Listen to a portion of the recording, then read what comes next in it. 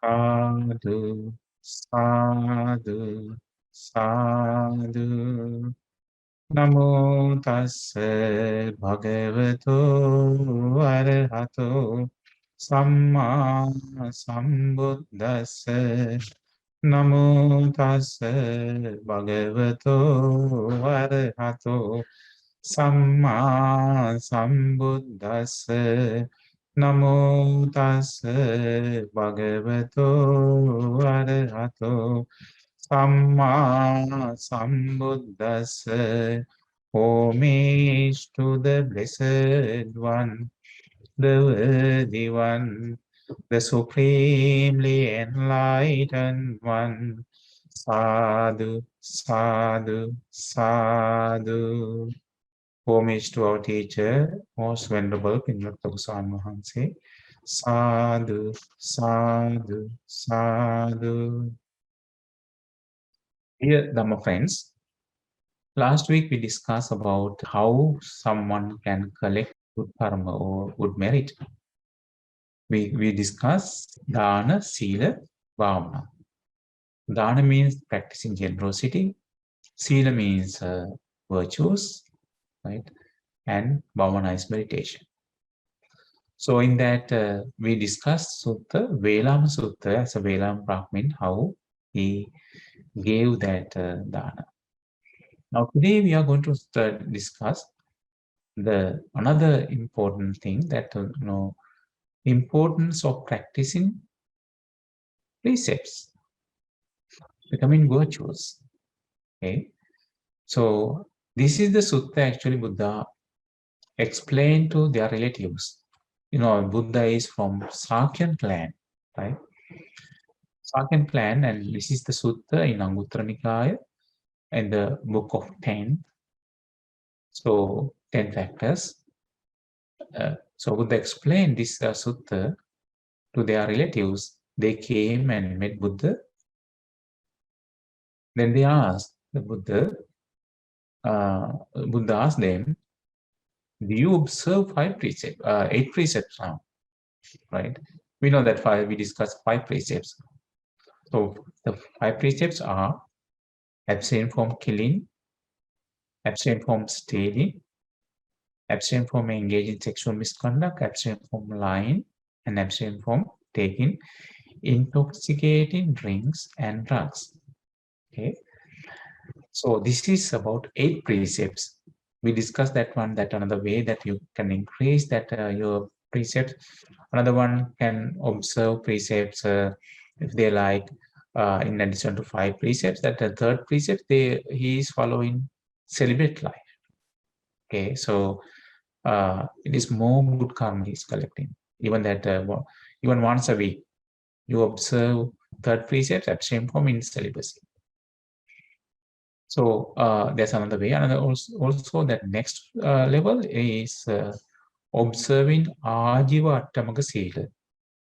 Ajiva Attamaka Sila is abstain from killing, abstain from stealing, again abstain from celibacy, abstain from telling lies, abstain from gossiping or divisive speech, abstain from harsh speech, abstain from idle chattering, abstain from wrong livelihood. You don't use as a way of earning money to cheat others and making money, right? Stealing and making money, or selling drugs, making money, and so selling weapons to kill others, and making money.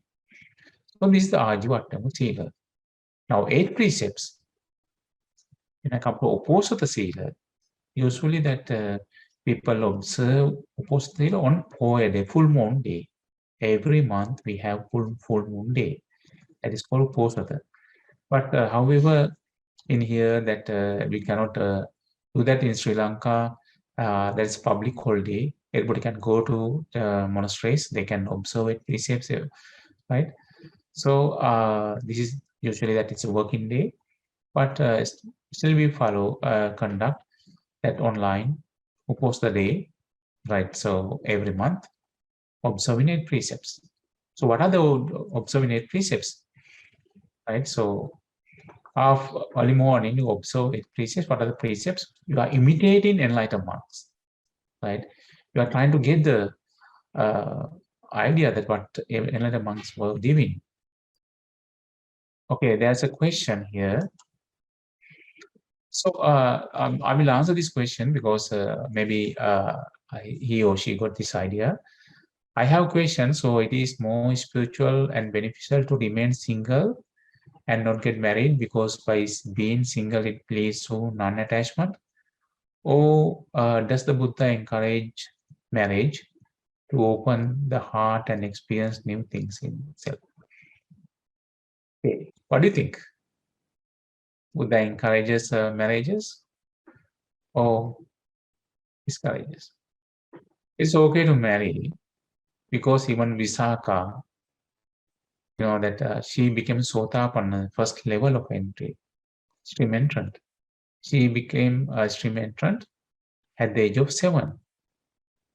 She got married at the age of 16, got 22 kids, right? And Buddha's another one, Anepidu Situ Bhakmin, main disciple. He was married and he was doing job, and as he was a banker and he was living. Okay, even that somebody who is married in this path, they can still be symmetric. Okay, but I think that I answered your question. So if you are alone, if you mean that that's your choice, right? Buddha is not saying that you should get married or you should get should not or should get married, right? So as a bodhisattva, he got married to most beautiful woman at that time, Yashodhara, right? And he got the one son.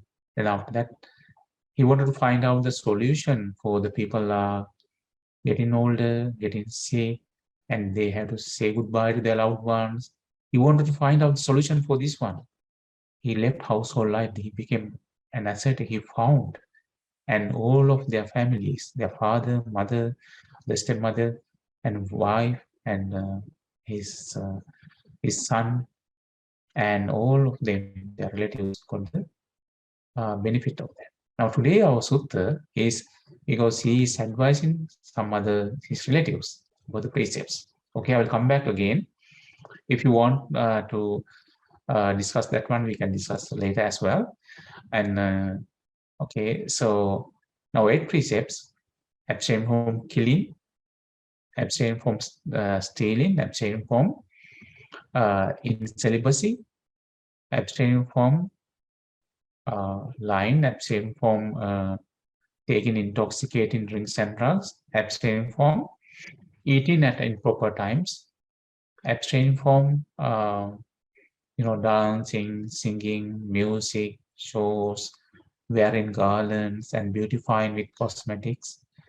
And 8th one, abstain from using luxurious and comfortable seats and beds. That's you're following. You are trying to imitate the enlightened monks that day, right? So you observe after going refuge Buddha and Sangha, right? So then after that you follow that precept, you observe that precepts, you follow that entire day starting from morning to next morning, right? That means that when you are following that, it doesn't mean that you have uncomfortable. It's very comfortable. You will be happy if you follow once. And so before 12, you eat, right? You take your breakfast after 5:30, you eat your lunch before 12. Then after 12, you take that tea or coffee without tea or without any milk. You can have fruit juice, right, without any particles. So next morning at 5:30, you observe 5 precepts. That's an entire full day to complete that Uposatha. Okay, this is the sutta, the Sakyans. Because he is in Sakyan clans, and he gave this, he preached this sutta for the Sakyans. So that time Buddha was living among Sakyan and Kapilavatthu in the Banyan Tree Park. So, that his place, hometown, was the Kapilavatthu. All his relatives were living there. Then on the opposite day means the full moon day, a number of Sakyans, followers, they came to see the Supreme Buddha. When they came to see the Supreme Buddha, they worshipped and sat down to one side.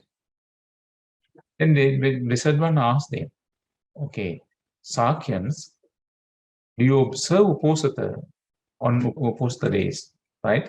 Complete in 8 factors. In Uposatha, there are 8 factors. What are the 8 factors? All these 8 things: abstain from killing, abstain from stealing, abstain from incelibacy, abstain from lying, abstain from taking intoxicating drinks and drugs, abstain from eating at improper times, abstain from dancing, singing, and music and shows, wearing garlands and beautifying with cosmetics. You are just imitating that enlightened monks. Abstain from using luxurious and comfortable seats and beds. That means not the high beds. Usually in your house, that are the very low beds, right? Some people like to sleep that day on their couch, right? So, but the normal beds, it is not the big one, so it's okay to sleep on that, right? So those days they have very comfortable beds, right? So that's why that they won't avoid. So what they do that time, they meditate and listen to Dhamma talk, right? They're trying to develop their path according to the Buddha's teachings. So then Sakyans reply, sometimes we do Bhante, sometimes we don't, right? Same like today, those days, even the Buddha's relatives, right? Okay, and then Buddha is saying, it is your misfortune and loss, Sakyans, right?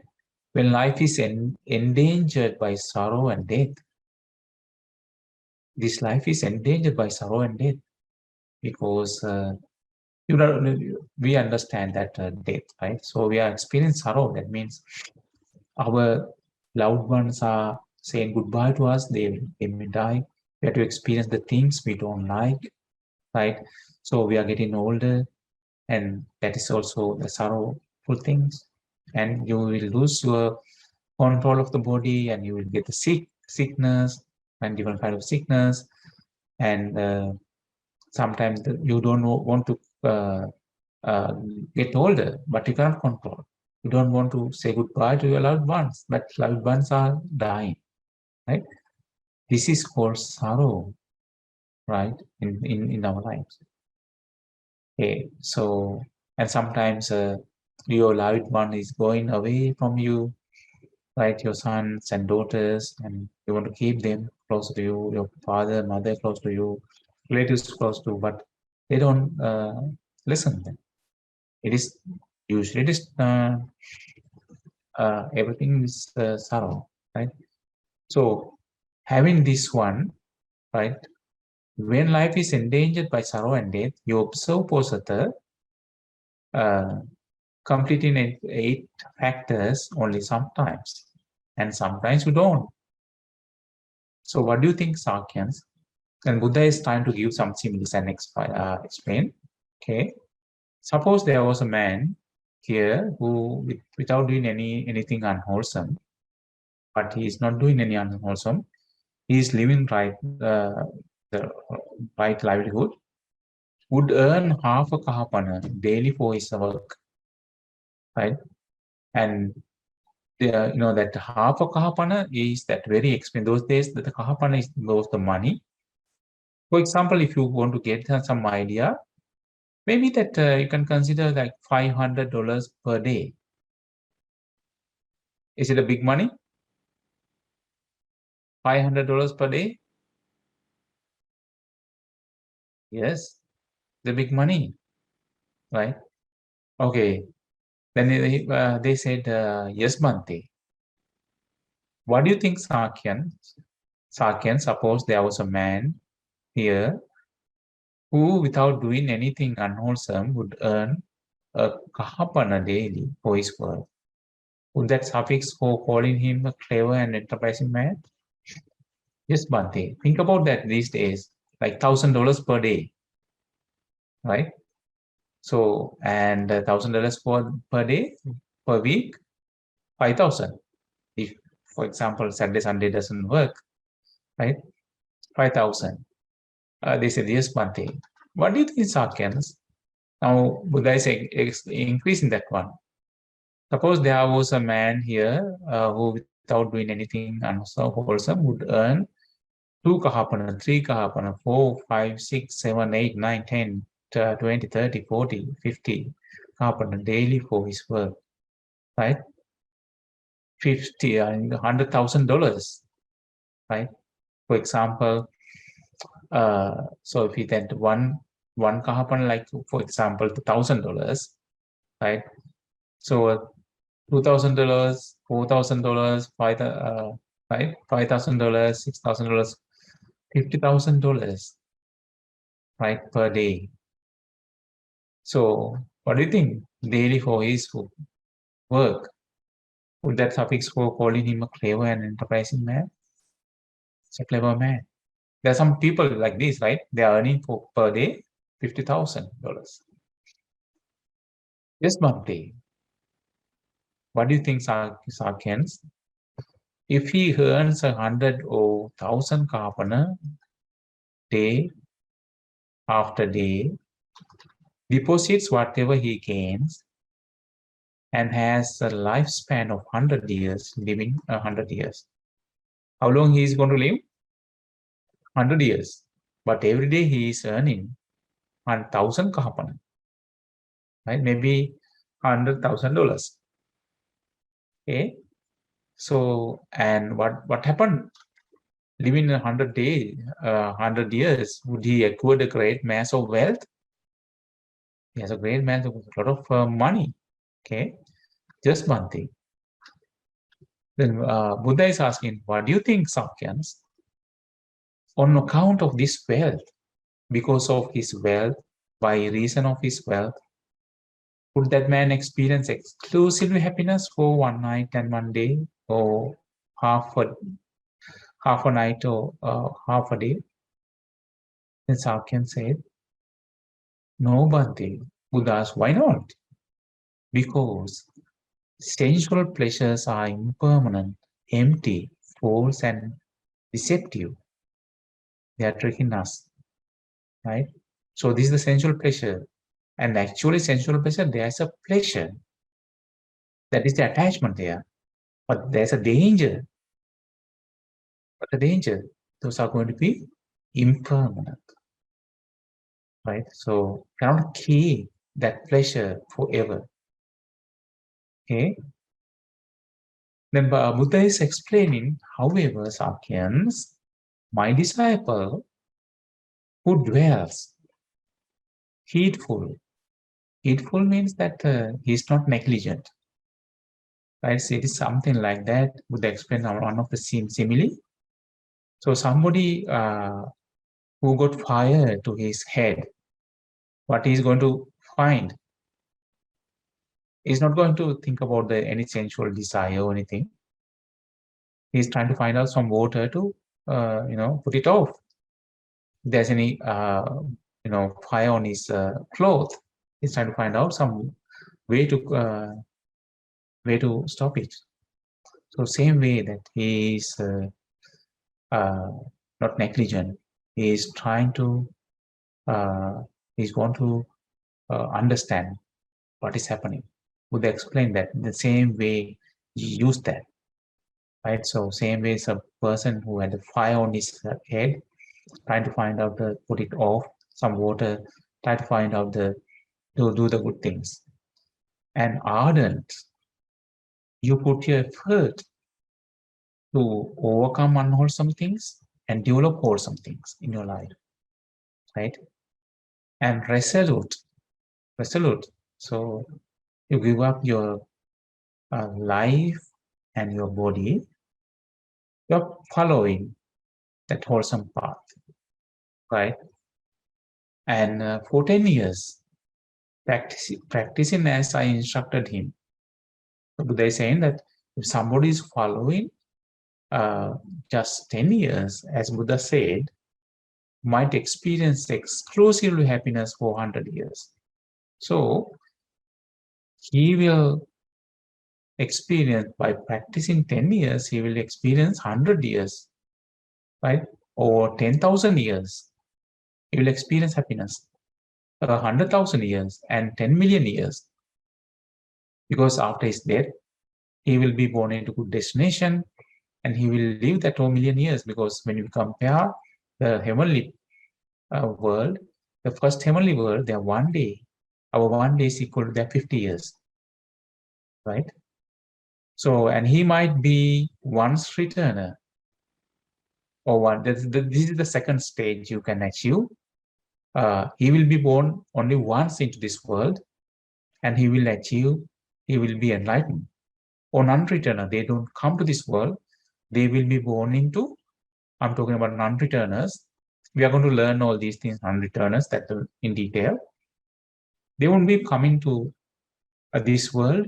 They will be born into. There are 5 Brahma worlds.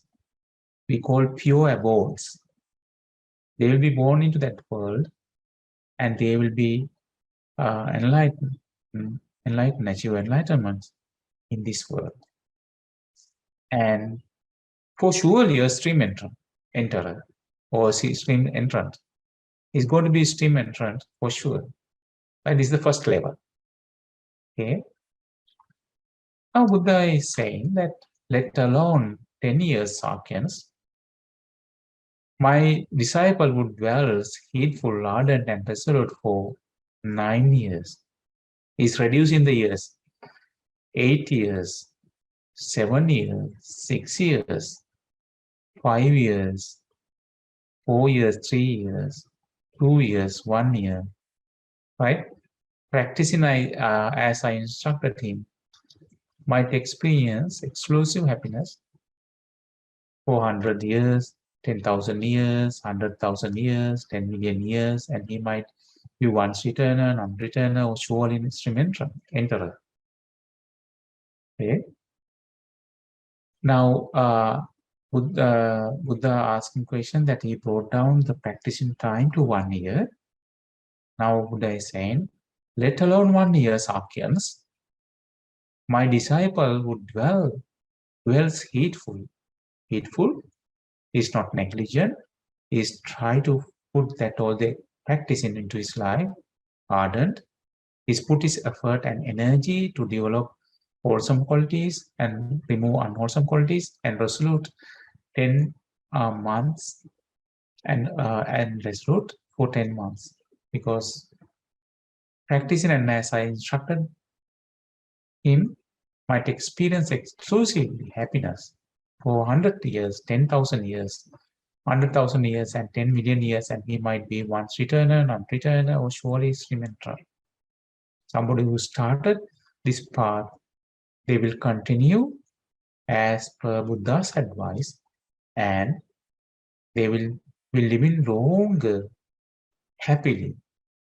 Okay, so the person who earns that lot of money, he lives 100 years with a lot of money, but he is not going to live happily. But however, Buddha's somebody is practicing Buddha's advice, he is going to be happy for 100 years, not only 100 years, 1,000 years, 10,000 years, 100,000 years, right? Now Buddha reducing that. This is no, let alone 10 months, Sakyans. My disciples would dwell heedful, ardent, and resolute for 9 months. Okay, 8 months, 7 months, 6 months, 5 months, 4 months, 3 months, 2 months, 1 month, half a month, right? Practicing as I instructed him might experience exclusively happiness Not only one day, for 100 years, 10,000 years, okay, 100,000 years, 10 million years, and he might be a once returner, a non-returner, or surely a stream mentor. Okay, by practicing after you. Okay, let alone half a month. Sakyans, my disciple who dwells heedful, ardent, and resolute for 10 nights and days, now 10 nights and days, practicing as per Buddha's advice, right? He put his effort to follow the Buddha's advice, but he is going to experience not for 100 years, 10,000 years, 100,000 years, 10 million years, and might be once returner, non-returner, stream-enterer. So, let alone 10 nights and 10 days, right? My disciple who is heedful, who dwells heedful, ardent, and resolute for 9 nights and days, 8, 9, and days, 7, 9, 10 days. That means 7 days, right? 6 days, 5 days, 4 days, 3 days, 2 days, and 1 night and day, 1 day.